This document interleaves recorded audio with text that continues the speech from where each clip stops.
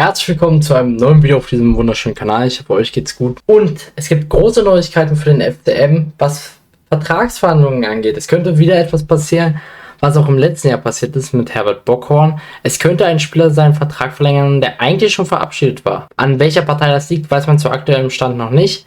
Lasst unbedingt ein Like und ein Abo da, das würde mich riesig supporten und diesen Kanal ab 99 Cent kann man Mitglied werden. Das unterstützt vor allem meine Arbeit hier und schätzt das Ganze auch wert. Gut, es geht um Xavi Amici. Es werden Gespräche über einen möglichen Verbleib geführt, wie einer unserer Liga schrieb. Es könnte sein, dass er also demnächst als Verlängerung dasteht. Und das für mich auch wäre sinnvoll, wenn man keinen vernünftigen Flügelspieler findet.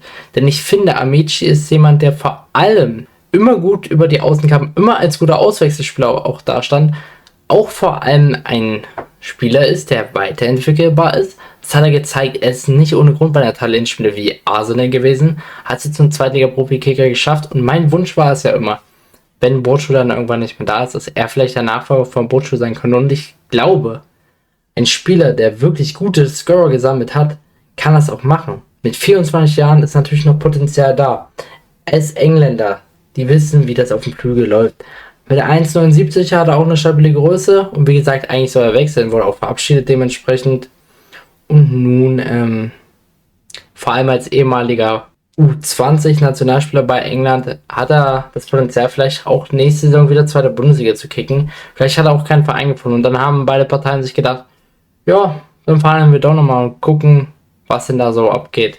Ich weiß nicht, es soll so sein, dass Amici beim FCM zwar verlängern wollte, der Verein jedoch nicht mit ihm verlängern wollte, aufgrund der Leistung, die er in der Saison gebracht hat, die eigentlich nicht mal so schlecht war. Denn aus 25 Spielen, die er gemacht hat, 38% Start, 35% Einsatzzeit, kommt er auf 25 Spiele mit 9 Scoren, 5 Toren und 4 Vorlagen. Das ist eigentlich sehr, sehr stark als Scorer und ist damit auch eigentlich so der beste Scorer, den wir haben, was von der Bank kommt her. Und hat auch über die Jahre eigentlich gezeigt, dass er sich immer weiterentwickelt hat, hat jetzt hier die beste FCM-Saison gespielt und das als klarer Rückenhalt für Bochu. Hat vor allem, was ihn ausgemacht hat, sind seine Tore, die immer eigentlich von einem komischen Winkel kamen. Er ist auf die Box zugelaufen und haut dann einfach ein absolutes Banger-Tor raus, wie gegen Düsseldorf. Ja, also wirklich. Ich mag ihn sehr als Spieler, wie gesagt. Freue mich auch, falls er bleiben sollte.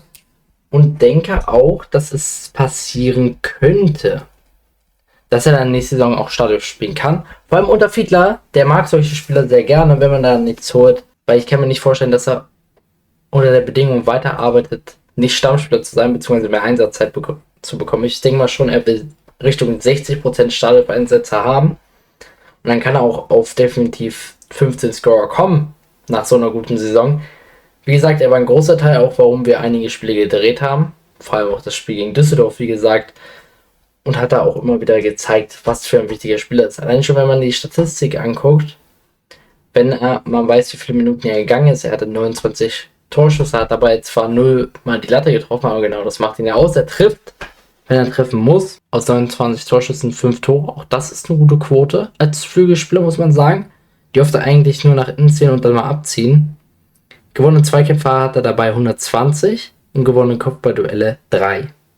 Er hat 20 Fouls begangen, auch das ist solide als Flügelspieler, 2 gelbe Karten, 311 Sprints hatte er, auch das ein guter Wert für einen Flügelspieler. Für die Zeit, die er gespielt hat, intensive Läufe hat er dabei 933, auch das ein sehr, sehr guter Wert. Das ist ja vor allem das, worüber der FCM unter Tietz kam, intensive Läufe. Das hat auch zum Beispiel Martin Karl sehr gut gezeigt, der erster Platz mit Abstand in der Liga war. Auch das beeindruckende Zahlen. Ja, Laufdistanz haben wir hier 138 Kilometer. Wenn man das natürlich auf die Minuten ausrechnet, sind das natürlich auch wieder so typische Werte für einen Flügelspieler. Ja, da ist jetzt nicht so irgendwie so ein großes atemberaubendes Ding. Aber können wir festhalten, wenn Xavi Amici bleibt, wie seine Konkurrenz dann aussieht, dann finden wir etwas vor, was eigentlich sehr, sehr interessant ist für ihn. Denn auch damit wird er aktuell nicht rechnen. Wenn man guckt, deine Position kommt gerne über rechts. Wir schließen da natürlich Artig jetzt aus. Artig kommt meistens über links. Beziehungsweise ist eigentlich gelernter Linksaußen, beziehungsweise Zehner.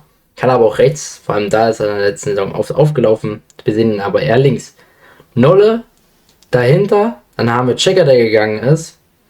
Und damit wird es dann auch schon dünn, nachdem man Herrn Kuri wegzählt. Boscho war klar gesetzt, hat klar gespielt. Nun wäre tatsächlich Xavier Michi nominell die klare Nummer 1 auf seiner Position. Und die Frage ist jetzt, können wir ihn nochmal einen Schritt weiterentwickeln, dass er wie ein Boscho spielen kann? Denn das Potenzial hat er und das weiß er bestimmt auch. Dass er vielleicht sogar besser sein könnte als ein Boscho. Auch wenn Boscho absolut klasse für mich war, hat er, glaube ich, das Potenzial, nochmal einen Schritt mehr zu gehen und vielleicht auf das Niveau wie Boscho zu kommen oder nochmal höher. Weil er diese Mechaniken, die Technik schon in seinem Fuß hat. Er muss sie nur noch umsetzen. Bei ihm hat man manchmal so das Gefühl, dass er nur spielt, also richtig gut spielt, wenn er auch Lust darauf hat. Das ist immer so das Kritische an ihm, was ich immer fand.